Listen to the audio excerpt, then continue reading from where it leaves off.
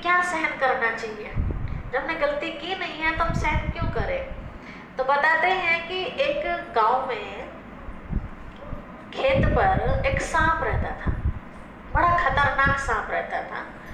उस रास्ते से जो भी निकलता था वो सांप सबको काटता था। बेचारे गांव के लोग परेशान हो गए। परेशान होने के बाद वहां से आना जाना कम कर दिया इस भय की वजह से। तो एक दिन गांव में कोई सत्संग करने वाले आए हुए थे, तो गांव वालों ने सुनी, उनकी सब बातें बहुत अच्छी लगी। किसी एक व्यक्ति ने पूछा कि महाराज आप एक बात बताइए, आप हमें तो ये सब पाठ पढ़ा रहे हैं, किसी को सताना नहीं चाहिए, दुख नहीं देना चाहिए, हमारे खेत पर एक सांप रहता है, वो सबको बिना कुछ कहे काटता है, आप उसे भी तो ज्ञान दे दो जाके, कम से कम वो किसी को दुख ना देवे। तो संत जी बहुत समझदार थे, उन्होंने कहा अच्छा ऐसी बात है, चलो कोई बात नहीं, उनको भी ज्ञान दे देंगे। भाई की बात को रखनी थी, तो उन्होंने कहा तो अभी चलो तो हमारे साथ। वो भाई भी कुछ ऐसा ही था, तो उन्होंने शिव परमात्मा को, जिनको भी याद करते होंगे संत जी, पावर ली और चल दिए। गांव के सारे पीछे पीछे उनके साथ। तो जब संत जी की तो भावना क्या थी कि मैं उन्हें समझाने जा रहा हूँ सांप के लिए। तो देखो जैसे हम सोचते हैं ना, तो और जितनी देर तक हम सोचते हैं तो हमारे अंदर से वो सूक्ष्म किरणें निकलती है ना, वो दूर तक पहुँचती हैं। तो गुरु जी ने कहाँ से सोचना शुरू किया था? जहाँ गाँव में थे वो, है ना, और खेत तक उसके बारे में अच्छे सोचते चले गए। किसके? सांप के। तो वो पहले से अच्छी किरणें जा रही थी ना, तो मन की सांप की भी जो सोच थी वो चेंज होगी, क्योंकि अच्छी सोच थी महात्मा जी की। तो अच्छी सोच पहुंच गई वहां। बाहर ही बैठा हुआ था सांप, तो आगे आगे थे महात्मा जी। महात्मा जी जाके खड़े हुए, सांप ने कुछ भी नहीं कहा, औरों को तो भाग के काटता था वो, और लोग बाग देखते रह गए दूर से, बहुत दूर है, जैसे यहाँ से गेट, कि काटेगा तो पहले ही नहीं काटेगा। इतना उस्ताद है लोग बाग, उनको तो कुछ भी नहीं कहा, चुपचाप सांप ऐसे ही बैठा रहा, देखता रहा, पटर पटर आंख से करता रहा। लोग बागों ने देखा ही ऐसे, इन्हें तो कुछ भी नहीं कह रहा। महात्मा जी ने देखा, सबकी तरफ मुस्कुराए कि भाई क्या हुआ है, तो कुछ भी नहीं कह रहा। कहा ये पता नहीं आपको ना कह रहा, अगर कोई और होता तब तक बकसता भी नहीं किसी को। अभी तो ज्ञान भी नहीं दिया। हाँ ना, अपने देखने चलते हैं। गुरु जी वहाँ आए देखने के लिए, बिल के बाहर से उसको आवाज लगाई, सांप भाई कहाँ हो? तो उसने देखा है तो गुरु जी हैं। तो धीरे धीरे धीरे धीरे बेचारा ऊपर आया, और फन वन सब पिचका रखा था मार मार के, बेचारा पट से गिर गया। पूछा गुरु जी ने कि तुम्हारी दशा कैसे हुई? तो सांप ने एक जवाब दिया, गुरु जी आपने जो प्रतिज्ञा कराई थी ना, ये उसी का नतीजा है। जब तक मैं लोगों को काट रहा था, किसी की हिम्मत नहीं थी कि मुझे टच कर दे, लेकिन जैसे मैंने काटना बंद किया तो लोगों ने मेरी ये हालत कर दी। तो गुरुजी ने पता है क्या कहा? क्या कहा होगा? क्या कहा होगा? हाँ, गुरुजी ने कहा, मूर्ख, मैंने काटने को तो मना किया था, या फुंकार देने को भी मना किया था? फुंकार तो दे देता अपने बचाव के लिए। तो कहने का भाव ये है कि शिव बाबा सहन करने के लिए कहता है, सहन करो, लेकिन कब तक सहन करो? एक कहावत भी है ना, जब सिर से पानी उतरने लगे तो फिर तो करना पड़ेगा। एक लिमिट होती है ना सहन करने की, कहाँ तक सहन करेंगे? सामने वाला व्यक्ति और दुष्ट बनता जा रहा है। देखिए, आपने कभी ध्यान अगर दिया हो, अंबेडकर जी की मूर्ति देखी होगी, उस पर नीचे एक लाइन लिखी रहती है, ध्यान देना। क्या लाइन लिखी रहती है? जुल्म करने वाले से ज्यादा जुल्म सहने वाला पापी होता है। जुल्म करने वाले से ज्यादा जुल्म सहने वाला पापी होता है। क्यों? अगर मैं जुल्म सहूंगी नहीं तो राक्षस की हिम्मत है कि और जुल्म करे मेरे ऊपर। मैं सहन कर रही इसलिए तो उसके पाप बढ़ता जा रहा, और तो नहीं कर, उसका पाप तो रुक जाएगा। तो दोषी कौन हो गया? दोषी तो हम हो गए, है ना। इसीलिए सहन करो, लेकिन हिसाब से सहन करो। कहीं ऐसा ना हो ज्यादा सहन आप कर रहे हैं तो उसका राक्षसपना बढ़ाते जा रहे हैं, तो अपने लिए ही नुकसानकारक है, किसी और के लिए नुकसानकारक नहीं हो रहा। उसमें किसी भी संबंध की बात हो, चाहे पति हो चाहे पिता हो, ना भुगतना पड़ेगा, कोई भी हो उसमें। चाहे ऐसा नहीं है कि मेरी बहन है, उसने कोई गलती की है तो छोड़ दो। क्यों छोड़ दो? सारा संसार में जो भी आत्माएं हैं सब अपने भाई बहन तो है, फिर दूसरे की मैं क्यों उछाल रही? उसका मतलब वो अपनी नहीं है क्या? सब अपने हैं। तो इसीलिए शिव बाबा को याद करने से ही मिलती है शक्ति भी, कि हम किसी, क्योंकि जिसने गलती नहीं की है ना, और जिसने गलती की, दोनों के एक ही नजर में हम रखते हैं, तो उसकी नजर से तो गिर गए ना कि देखो मैंने गलती की नहीं है, और उसने गलती की है, तब भी उसे कुछ नहीं कहा। ठीक है, तो ऐसा कोई काम, कोई निर्णय हमें लेना ही नहीं है कि किसी की नजरों से हम गिर जाए। ऑटोमेटिक गिरेंगे नहीं, जब शिव बाबा की याद होगी तो गिरेगा कौन? जो हमें गिराने की कोशिश करेगा। ये हमने बहुत बार अनुभव किया, जिन्होंने भी हमें बदनाम करने की कोशिश की, फालतू में इल्जाम लगाए, उनके चेहरे से खुशी उड़ गई, खुशी गायब हो गई।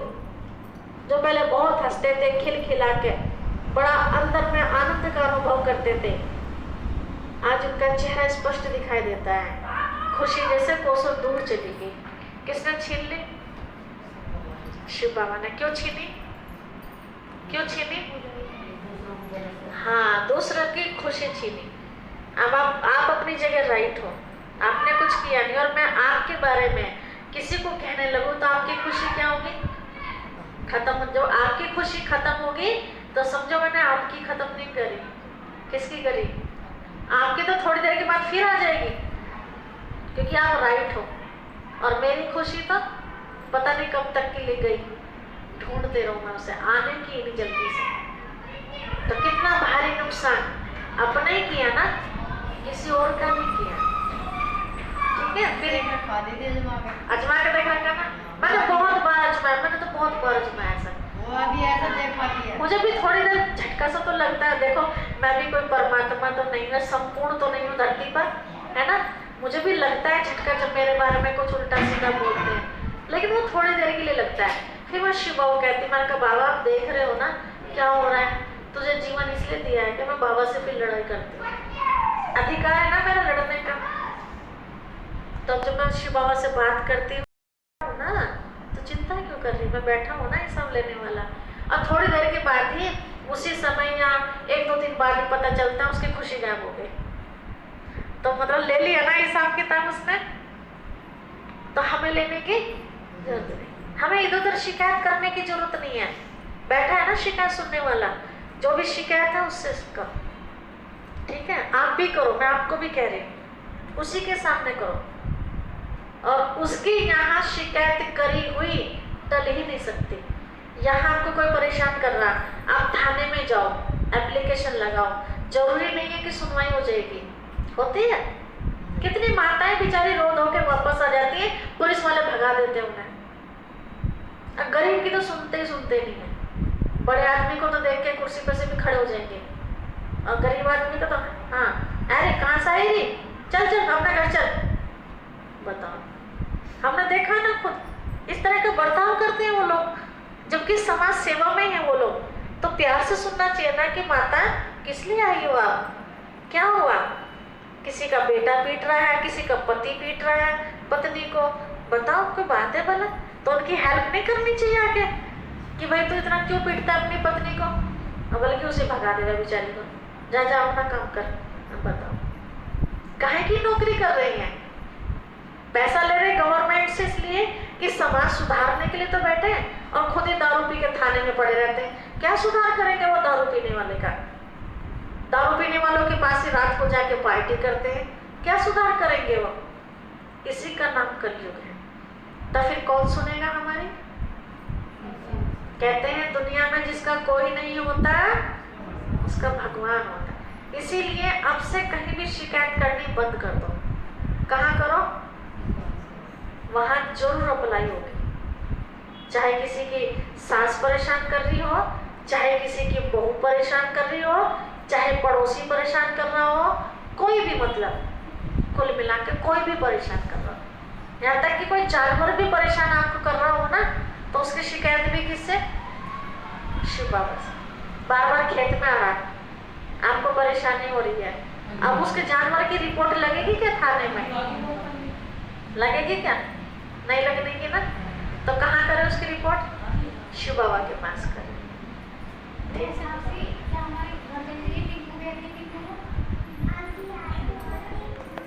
इसको फिर भी हमें दबाया जा रहा है ना। तो एक टाइम तो ऐसा होता होगा कि व्यक्ति नॉर्मल होता होगा, तो जब नॉर्मल है उस समय उनको एहसास कराया जाए बैठा के कि देखो उस समय आपने मुझे कहा, मैंने आपको कुछ नहीं कहा क्योंकि आप गुस्से में बहुत थे, लेकिन अब बताती हूँ सच्चाई क्या थी। ठीक है? कई बार होता है ना, परिवार में रहते दुरानी जेठानी में आपस में कुछ हो गया है ना, और भाभी ने देवर को भर दिया। अब देवर जी क्या करेंगे? दुरानी की धुनाई। होता है ना परिवारों में, बहुत रिपोर्ट हमारे पास भी आती है ऐसे। सासू ने भर दिया बेटे को, अब बेटा चढ़ गया बहू के ऊपर, तो उस समय तो पिट लेती, कोई बात नहीं, पिट जाओ, उस समय टोकना ठीक नहीं है, लेकिन इतना भी ना पिटो। कितना कि पानी भी पति ला के दे फिर ठीक है? हाँ, 2-4 थप्पड़ खाने, घुसे खाने में बातें कर लगा, लेकिन इससे ज्यादा नहीं कि हमारी सेवा भी फिर कोई और ही करे, वहां चाहे हाथ पकड़ना पड़ जाए। अगर हम निर्दोष हैं तो, दोषी हैं तो पिट लो, कोई बात नहीं, पाप कट रहे हैं। लेकिन अगर दोष नहीं किया है तो उस समय रोक दो कि पीटने से पहले एक बार पूछ तो लो आखिर सच्चाई क्या है ना। इतनी अपने अंदर हिम्मत होनी चाहिए। जितना डरेंगे उतना क्या होगा?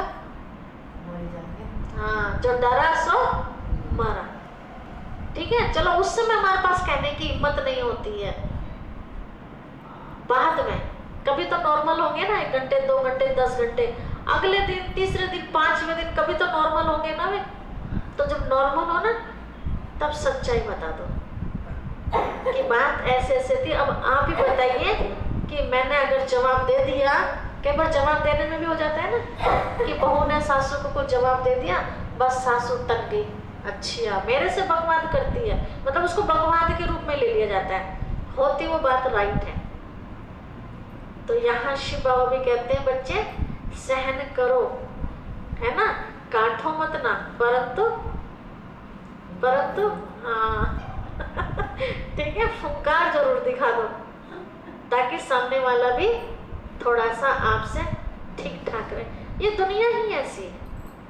देखिए, कहावत है कि इतना मीठा भी मत बनो कि लोग आपको घोल के पी जाए, और इतना कड़वा भी मत बनो कि लोग आपको थूक दे, है? मीठा बन जाओ और ना इतने कड़वे बन जाओ। तो ये सहन शक्ति भी हमें शिव बाबा को याद करने से मिलती है। क्या कह रही है सविता बहन जी? नहीं, कहो, जो मन में आ रहा पूछना चाहिए। चलिए आगे दिखाइए समाने की शक्ति। समाने की शक्ति में क्या दिखा है? अब इस बात को मत लेना कि सासू जी कहती हैं, बहू नहीं कहती सासू को कुछ, हाँ बहू नहीं कहती, बहू भी कहती है ना। कई बेचारी सासू इतनी सीधी होती है कि पूछो मत ना। हाँ, बहू को समझती भी नहीं है सासू को। सब तरह से आत्माएं, दोनों तरह की आत्माएं है ना। इसीलिए शिव बाबा दोनों आत्माओं को कहते हैं, दोनों ऐसे माँ बेटी बन के रहे। और सुनाई थी ना परसों कहानी, एक दूसरे का दर्द समझना चाहिए ना, एक दूसरे का सम्मान करना चाहिए, तो फिर ये लड़ाई झगड़े वाली कोई बातें नहीं होती। पता नहीं किसकी बात सुन रहे थे, एक परिवार में ऐसी घटना होती थी, कोई सुना रहे थे अपने घर की घटना कि नमक ज्यादा हो गया सब्जी में, तो ससुर जी पूछते हैं सब्जी किसने बनाई है? बनानी नहीं आती, बनाई थी बहू ने। तो सासू क्या कहती है, क्या हो गया? तो बोलते दिखाई नहीं दे रहा नमक कितना तेज पड़ा, किसने बनाया? उसने कहा ओ मैं दोबारा से डाल दिया, मेरे से गलती हो गई। गलती करी थी किसने? बहू ने, अपने ऊपर ले ली। तो गलती अपने ऊपर ले ली, है ना। ससुर जी ने खूब दब के सुनाया, बनाना नहीं आता है, इतनी उम्र गुजर गई है, ये हुआ है, ठीक है। ये बात बहू सुन रही थी, रसोई में खड़ी हुई। तो बहू के मन में क्या ख्याल आया, मेरी सास कितनी अच्छी है ना। तो ऐसे 2-3 बार हो गया, बहू से गलती हुई और सासू जी ने अपने ऊपर ले लिया। और ये बहू ने सीन देखा तो बहू के दिल में जगह बन गई, है ना। तो ऐसे क्या बहू दिल में जगह नहीं बना सकती? सासू के लिए बना सकती है ना। कोई भी बात है, समझो पानी गिर गया सासू जी से, है ना, बिस्तरा ठीक नहीं हुआ, बुढ़ापे में हो जाती है ना, सब कमी आ जाती है ना। कोई पूछे किसने किया, हाँ बताओ जी मेरे से हो गया, क्या हो गया? तो सासू देखेगी नहीं कि देखो गलती तो मैंने की है और बहू ने अपने ऊपर। ऐसे एक दूसरे के ऊपर देखो, जो गुस्सा करने वाला घर में है ना, उसके लिए सारी नदियां सागर में आके समा रही हैं। सागर के अंदर 2 विशेषताएं होती है, एक तो वो भारी चीज को समा लेता है, दूसरा कोई हल्की चीज होती है तो अपनी लहरों से वो किनारे फेंकता जाता है, किचड़ा आदि। सागर हमेशा स्वच्छ रहता है, भारी चीज को अंदर और बाकी जो किचड़ा आया नदी के साथ वो सब किनारे मिलेगा। तो शिव बाबा की याद में भी हम जब रहते हैं तो अच्छी चीज तो हमारे अंदर चली जाती है और शिव बाबा की याद की लहरों से फालतू की बातें सब किनारे, आत्मा मतलब मन बिल्कुल साफ रहता है। फिर दिखाया है परखने की शक्ति। जब हम शिव बाबा की याद में रहते हैं तो सामने वाले को परख सकते हैं, मतलब उसको पहचान सकते हैं किस तरह की आत्मा है। जैसे इसमें जोहरी को दिखाया है, वो एक हीरे की कीमत को बता देता है कि इसकी कीमत कितनी है ना।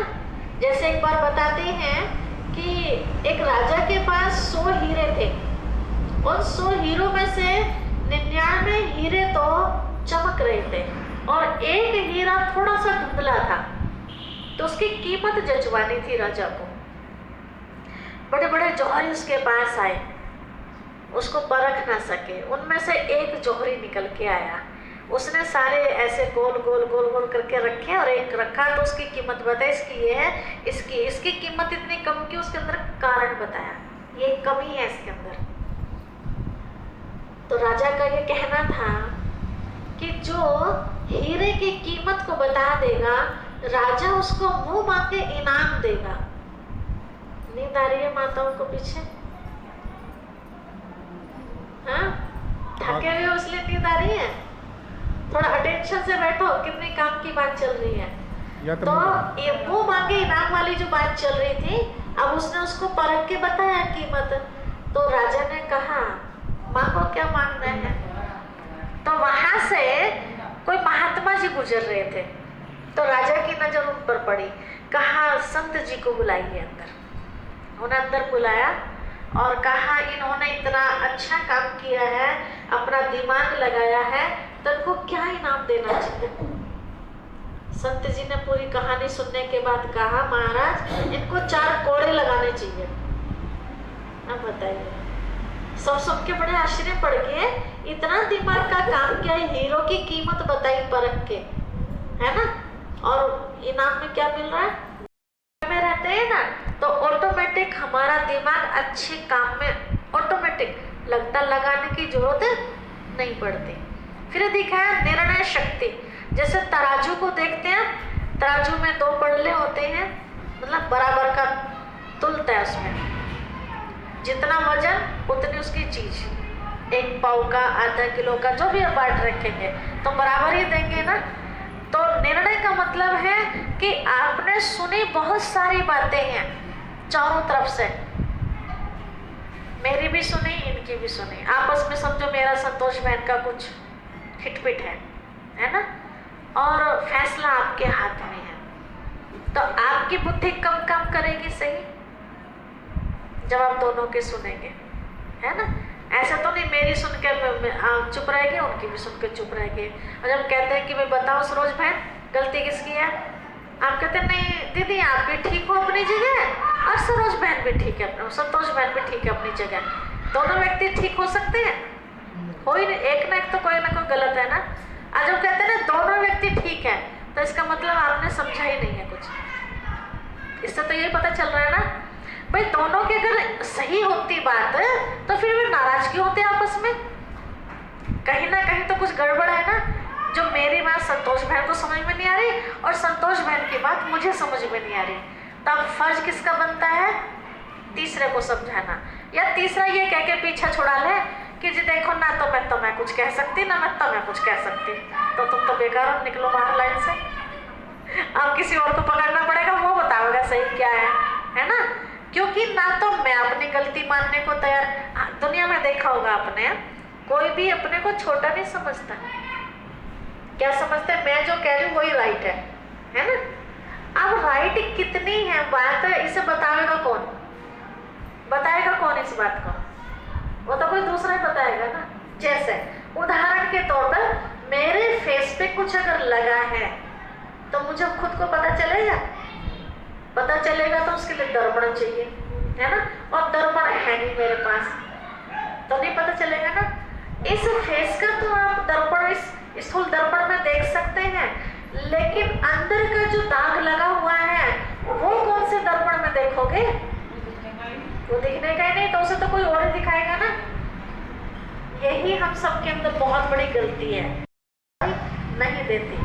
दूसरा व्यक्ति बताता है तो उसको हमें समझना चाहिए कि सच में मैं गलत हूँ क्या, तो महसूस होती है फिर वो चीज़, और जब महसूस होती है उसको हमें खत्म कर देने में फायदा होता है। अपनी बात पर अड़े नहीं रहना चाहिए। चलो वहाँ संतुष्टि नहीं हुई, फिर तीसरे से पूछो, चौथे से पूछो, पांचवें से पूछो। अगर उनकी वोट ज्यादा है ना कि बहन जी ये बात गलत है, तो उसको मतलब गलत ही है फिर, ठीक है। इस बात का ध्यान देना है, जौन सी बात राइट है उसको हमें स्वीकार कर लेना है, जौन सी बात गलत है उसको हमें जिंदगी से बाहर निकाल देना है। कि ऐसे नहीं कि जो मुझे अच्छा लग रहा तो वही अच्छा है। कई बार मुझे अच्छा लग रहा है लेकिन सबको वो अच्छा नहीं लग रहा, तो इसका मतलब वो अच्छा नहीं है। कहावत भले है कि सुनो सबकी करो अपने मन की, लेकिन कहीं कहीं वो गलत हो जाती है। एक शराबी व्यक्ति तो वो उसको तो कहेगा तो बहुत अच्छी बात है, सुनूंगा सबकी लेकिन करूँगा मैं अपने मन की। अपना तो शराब पीनी अच्छी लग रही है, तो हर जगह बात ये सेट नहीं होती, ठीक है। तो हर जगह कौन सी बात सेट होती है, करो वही जो सबको अच्छी लगे, सुनो भी सबकी, लेकिन फिर भी देख लेना चाहिए कि ये बात सबको अच्छी लग भी रही है या नहीं लग रही है ना।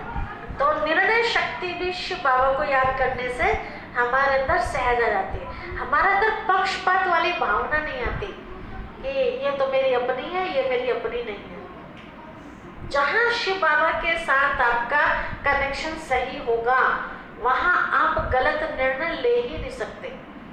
मतलब गलत आपके मन में आ ही नहीं सकता कि आपका कोई सगा संबंधी है, उसने गलती करी, और कोई पड़ोसी है उसने भी गलती करी, लेकिन गलती हमारी की ज़्यादा है उसकी कम है, तो अपने की तो छिपा ली और उसकी उड़ा दी, तो इसे क्या कहेंगे, सही है?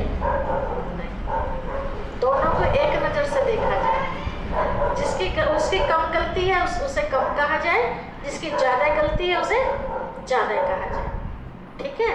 ये नेचर मेरे अंदर है, चाहे मेरे पिताजी हो, चाहे मेरी माताजी हो, चाहे बहन हो, कोई भी हो, अगर गलती की है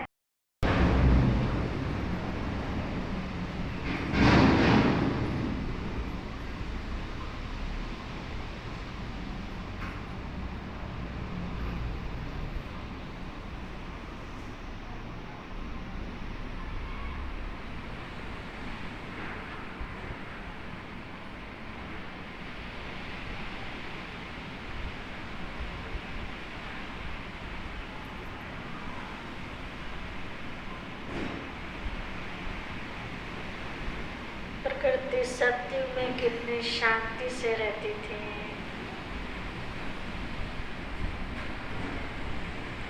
कोई आंधी तूफान नहीं,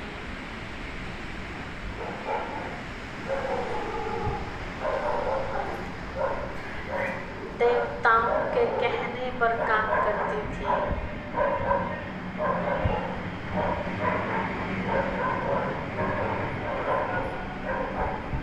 क्योंकि मनुष्य अच्छे काम करते थे।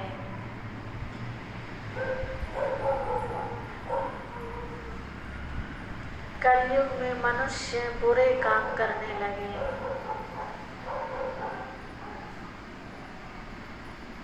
इसीलिए प्रकृति भी नाराज हो रही है।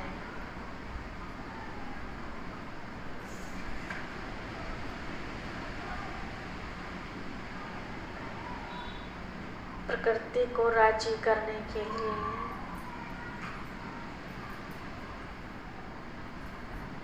प्यारे शिव बाबा